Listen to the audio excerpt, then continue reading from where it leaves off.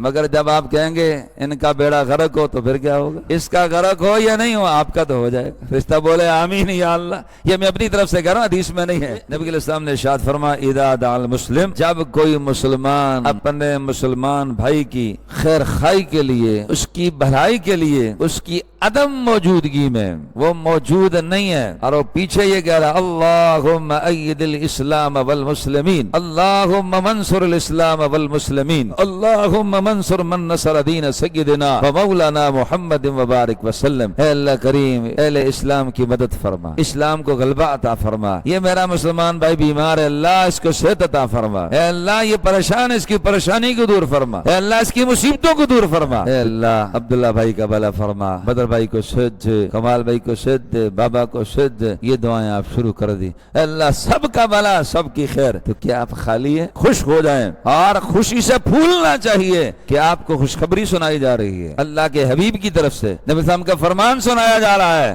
آپ کا ایمان تازہ ہونا چاہیے، بڑھ جانا چاہیے۔ اہل ایمان کی صفت یہ ہے کہ الذین اذا ذکر اللہ وجلت قلوبہم وَإِذَا تُلِيَتْ عَلَيْهِمْ زَادَتْهُمْ هَذِهِ ایمانا، جب اللہ کا ذکر کیا جاتا ہے، جب اس کی آیتیں بیان کی جاتی ہیں، ان کا ایمان بڑھ جاتا ہے۔ وجہ اور کیفیت والی حالت ہوتی ہے، وہ خوش ہوتے ہیں۔ زَادَتْهُمْ هَذِهِ ایمانا، تو ایمان بڑھنا چاہیے، کیفیت بڑھنی چاہیے کہ عمل چھوٹا ہے، عمل کم ہے، قلیل ہے مگر اس کا درجہ زیادہ ہے۔ چھوٹا عمل ہے، تھوڑا سا ہے مگر مقام زیادہ ہے، مرتبہ زیادہ ہے، فائدہ زیادہ ہے۔ جب دنیا کے 10 روپے ملتے ہیں تو خوش ہوتا ہے، 100 ملتے ہیں اور خوش ہوتا ہے۔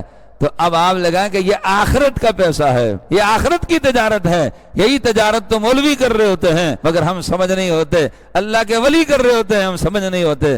کیا کر رہے ہوتے ہیں؟ یہی کرتے ہیں صبح شام۔ کیوں کرتے ہیں؟ اس کا وجود ہے نا، اس کا ثبوت ہے، اس کی حقیقت ہے، یہی حق مذہب اہل سنت والجماعت ہے، اسی کو تو دیکھنا چاہیے۔ جب آپ کہتے ہیں میرے آقا علیہ السلام نے فرمایا اے اللہ میرے اس بھائی کو صحت عطا فرما، شفا عطا فرما، ابھی آپ بول رہے ہوتے ہیں آپ کے برابر میں فرشتہ نوری مخلوق کہتی ہے آمین۔ اب بتاؤ آپ کی نسبت میری نسبت کہاں نوری مخلوق؟ یہ سمجھنا ہے کہ ہم گناہگار خطاکار سیاکار، ہم کہیں یا اللہ فلاں کا بھلا کر، نوری مخلوق میں سے ایک نوری فرشتہ اللہ کی بارگاہ میں کہتے رب ذوالجلال آمین۔ تو تیرا مقام کتنا اللہ کی بارگاہ میں؟ جب آپ نے رجوع کر لیا ہے، توبہ پر قائم رہیں، تو سب سے بڑا متقی ہے، توبہ کر لی ہے تو سب سے بڑا اللہ کا ولی ہے۔ اب تو گناہ کی طرف نہیں جا رہا ہے تو وہ تو سب کی سنتا ہے، گناہگار کی، خطاکار کی، سیاکار کی، صالحین کی، سب کی سنتا ہے، دیتا اپنی مرضی سے ہے۔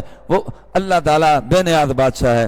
فرشتہ کہتا ہے آمین اور کہتا ہے کہ یہ دعا تیرے حق میں قبول ہو، یا اللہ آمین، یہی دعا اس کو دے دو۔ تو پھر ہوتا کیا ہے جب وہ دعا قبول ہوگی آپ کے حق میں میرے حق میں، تو پھر دونوں کے کام بن گئے۔ تو دین جو ہے یہ ملانے والا ہے، دین کا تر امتیاز یہی ہے، امن، محبت، سکون۔ آ رہا ہے رمضان تو یہ چیزیں آپ کے ذہن میں ہوں گی تو آپ کتنی دعائیں کریں گے؟ آپ تو دعا کو چھوڑیں گے ہی نہیں، مگر جب آپ کہیں گے ان کا بیڑا غرق ہو تو پھر کیا ہوگا؟ اس کا غرق ہو یا نہیں ہو آپ کا تو ہو جائے گا۔ فرشتہ بولے آمین یا اللہ۔ یہ میں اپنی طرف سے کہہ رہا ہوں، حدیث میں نہیں ہے۔ تو اس لیے بد دعا نہیں دینی چاہیے۔